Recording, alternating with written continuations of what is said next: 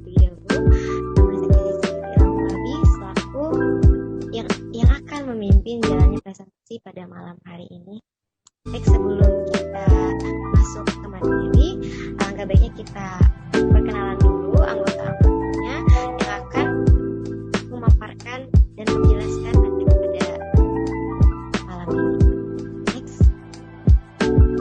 Baik, yang pertama dari Amanah, dan yang kedua ada Goida Rodia Solihah, dan yang ketiga ada Juwita, dan yang keempat ada Rini Istiqomah, dan yang kelima ada Tindi Audia Saputi, yang terakhir ada saya Siti Rabi.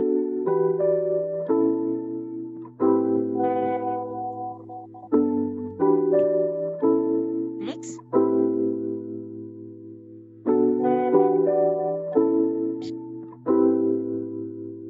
Baik, kita langsung aja masuk ke materi asesmen anak dengan spektrum autis ya.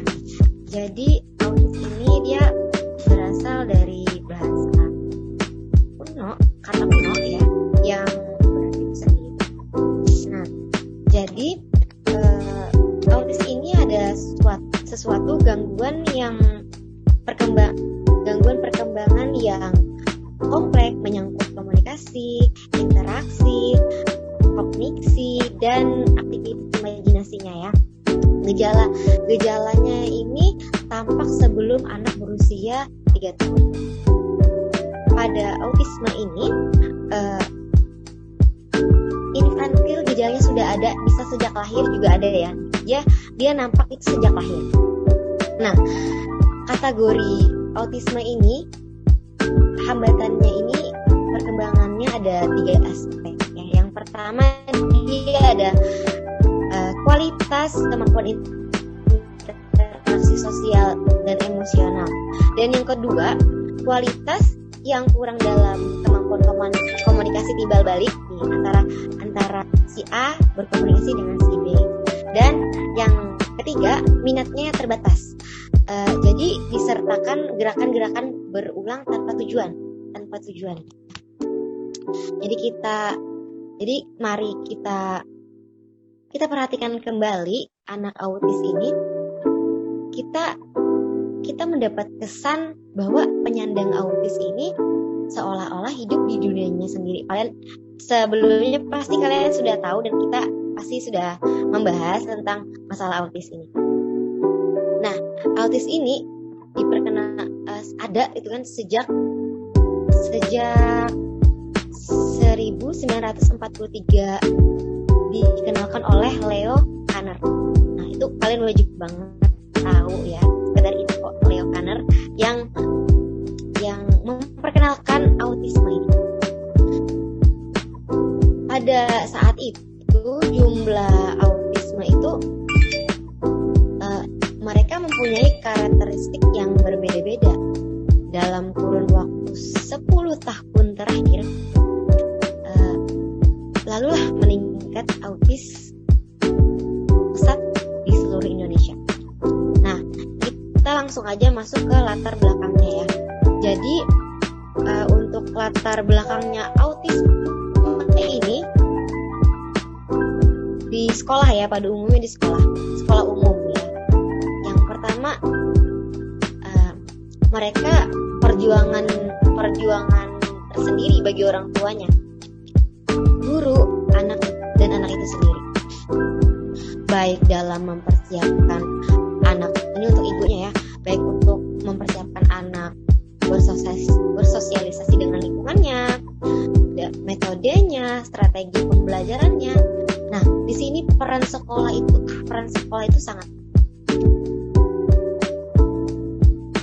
yang reguler umum. Jadi sebagai tempat pendidikan formatif untuk membantu anak autis melalui sumber daya manusia,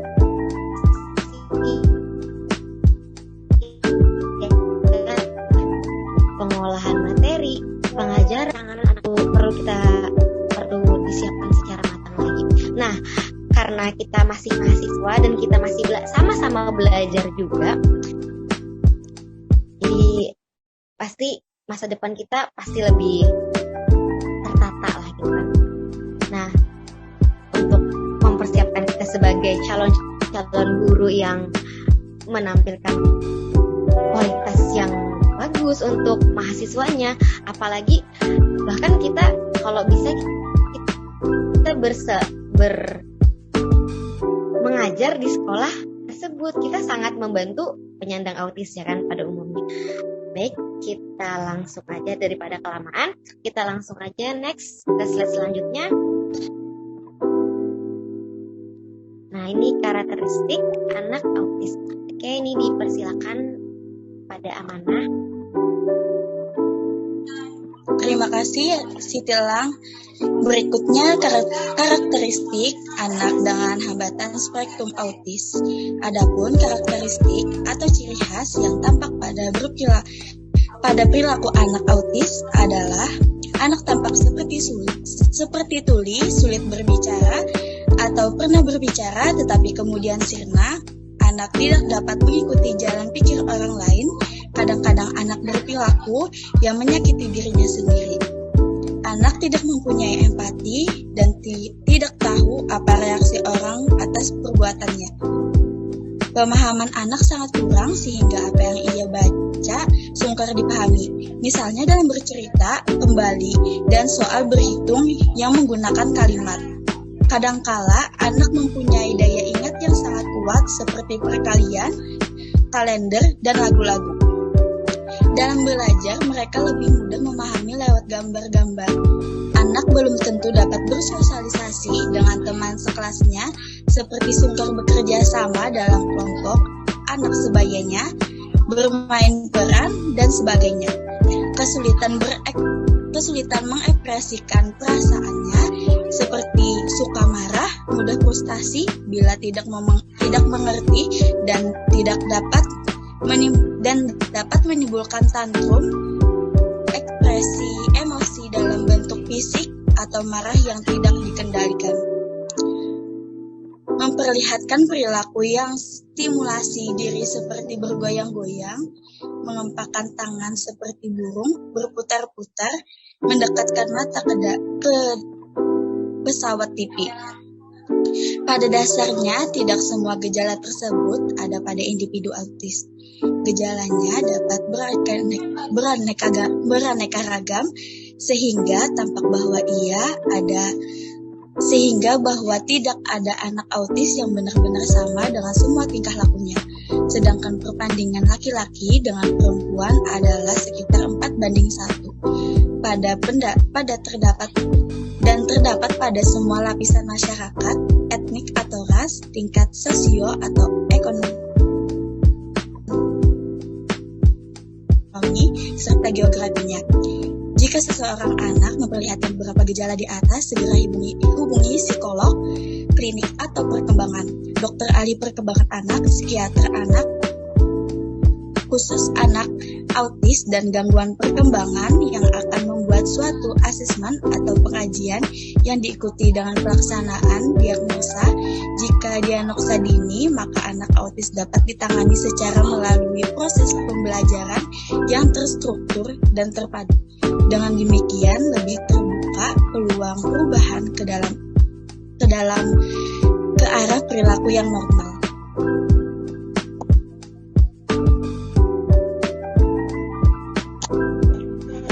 Baik, saya ingin melanjutkan penjelasan dari teman-teman saya sebelumnya. Di sini saya ingin menjelaskan asesmen anak autis. Kita perlu tahu dulu ya, apa itu pengertian asesmen? Asesmen adalah proses yang sistematis dalam mengumpulkan data seorang anak. Dalam konteks pendidikan, asesmen berfungsi untuk melihat kemampuan dan kesulitan yang dihadapi seseorang saat itu, sebagai bahan untuk menentukan apa yang sesungguhnya dibutuhkan. Contohnya, dari hasil asesmen diperoleh informasi bahwa anak itu mengalami kesulitan dalam hal bicara, bukan kepada pelabelan bahwa anak itu autis. Jadi, asesmen anak autis itu sangat dibutuhkan untuk pembelajaran sang anak sendiri, bisa dibayangkan bersama jika anak dengan hambatan dengan spektrum autis itu tidak di-assessment, kita tidak mengetahui bagaimana pola pembelajaran yang diberikan guru kepadanya. Bisa saja pembelajaran yang ia dapat itu tidak sesuai dengan diagnosa anak tersebut. Jadi penting sekali untuk melakukan assessment pada anak autis. Kalau bisa assessment itu dilakukan sejak anak di bawah 5 tahun agar perkembangan yang akan dilewatinya itu sesuai dengan apa yang ia butuhkan, seperti itu. Lanjut.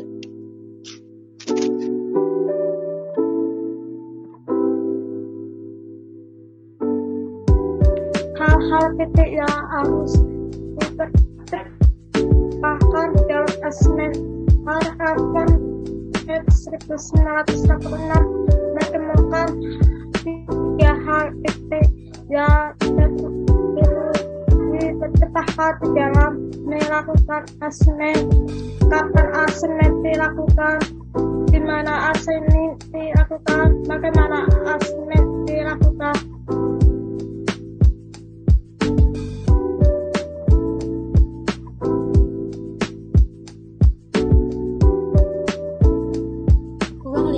Asesmen anak autis. Ruang lingkup asesmen anak autis 4 bidang yang memerlukan tindakan asesmen, yaitu 1. Bidang akademik, 2. Bidang sensori motorik, 3. Bidang menolong diri, 4. Bidang perilaku serta emosi. Keempat bidang ini bagi anak autis merupakan dasar dalam kehidupan mereka sehari-hari untuk kelak dapat hidup secara mandiri. Di samping itu, keempat bidang tadi merupakan hambatan atau kesulitan yang sering dihadapi mereka berkenan dengan pengembangan program pembelajaran individual. Keempat bidang itu tadi menjadi objek pokok dalam dunia pendidikan anak-anak autis. Selanjutnya,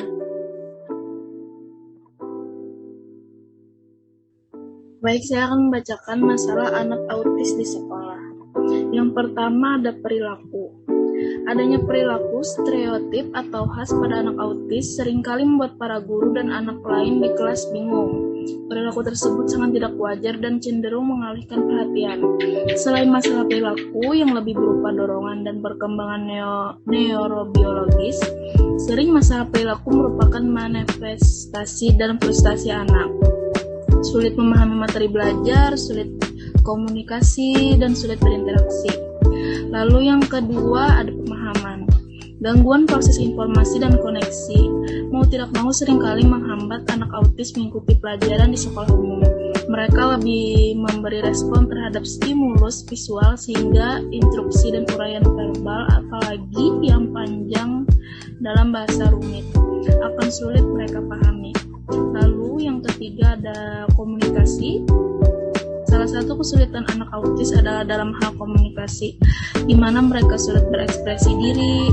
Sebagian besar dari mereka meskipun dapat berbicara, menggunakan kalimat pendek dengan kosakata yang sederhana.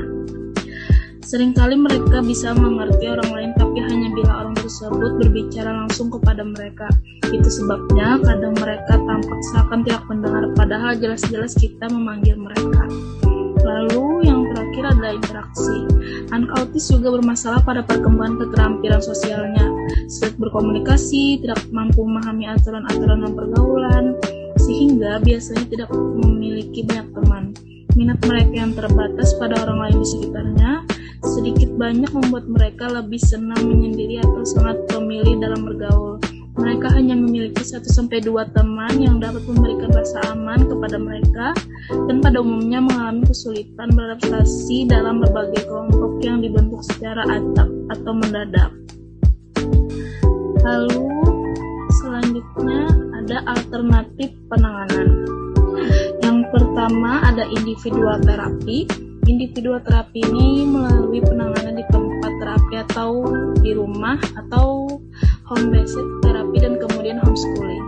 Lalu yang kedua ada designated autistic classes, salah satu bentuk transisi dari penanganan individual ke bentuk kelas klasikal. Lalu yang ketiga ada ability group classes. Anak-anak yang sudah dapat melakukan imitasi, sudah tidak terlalu memerlukan penanganan one-on-one untuk meningkatkan kepatuhan, sudah ada respon terhadap ujian, dan ada minat terhadap alat permainan. Dan yang terakhir ada social skill development and mixed disability classes. Kelas ini terdiri atas anak dengan kebutuhan khusus, tetapi tidak hanya anak autis. Biasanya anak autis berespon dengan baik bila dikelompokkan dengan anak-anak Down syndrome yang cenderung memiliki ciri-ciri hypersosial.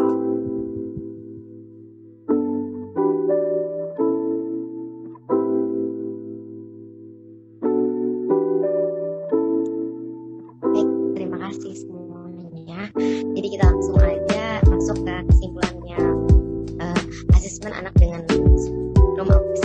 Jadi asesmen anak autis itu adalah proses sistematis segala usaha atau uraian, rumusan, dan hubungan yang teratur, logis, sehingga membentuk suatu sistem yang secara utuh, ya, menyeluruh, terpadu, dan mampu menjelaskan dan merangkaikan sebab akibat ya.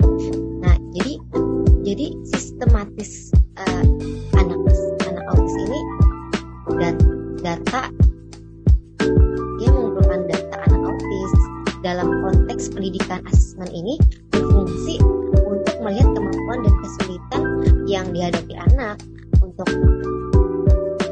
bahan menentukan apa yang sesungguhnya ia butuhkan di dalam proses pembelajaran atau sesuatu cara penanganan yang ia butuhkan. Baik, sampai situ kesimpulannya.